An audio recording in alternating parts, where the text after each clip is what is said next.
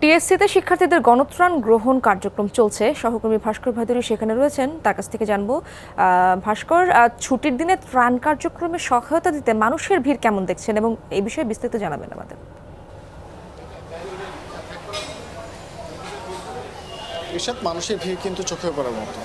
22 তারিখ থেকে শুরু হওয়া গণত্রাণ সংগ্রহ কার্যক্রম, সেই কার্যক্রমে কিন্তু আজকে নবম দিন শুরু হয়েছে। সকাল 10:30টার পর, এক কথা বলতে গেলে 11টা থেকে কিন্তু এই কার্যক্রম শুরু হয় এবং ছুটির দিনে যে ভিড়টি আমরা লক্ষ্য করছি তা প্রথম 3-4 দিনের মতো না হলেও যে সকল অংশগ্রহণ তা কিন্তু চোখে পড়ার মতো।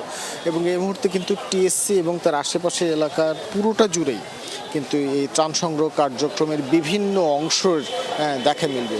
প্রথমত যে বিষয়টা হয়েছে যে টিএসসিতে নগদ টাকা যে সংগ্রহ, সেই নগদ টাকা সংগ্রহ কার্যক্রম চলছে। তার পাশাপাশি বিভিন্ন সময় প্রথম 4 দিন এই টিএসসিতে যারা খাবার এবং অন্যান্য পোশাক পাঠিয়েছেন বন্যা দুর্গতদের জন্য, তাদের উদ্দেশ্যে কিন্তু প্রতি 20 মিনিট পর পর আমরা দেখছি সাধারণ শিক্ষার্থী এবং বিভিন্ন অংশের মানুষ যারা স্বেচ্ছাসেবী হিসেবে অংশ নিয়েছেন, তারা কিন্তু সকলে মিলে যে সেই ট্রাকটা ভরাট করছেন এবং সকলে মিলে যে একসাথে কাজ করছে।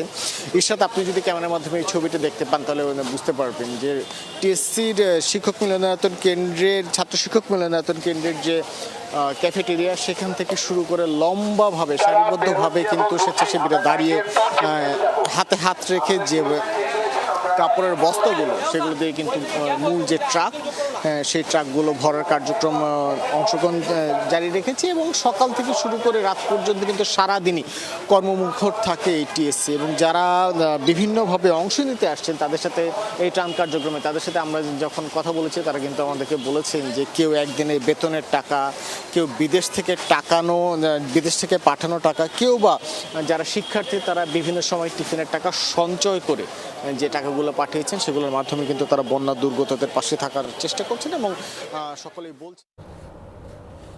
ভাস্কর, ধন্যবাদ আপনাকে।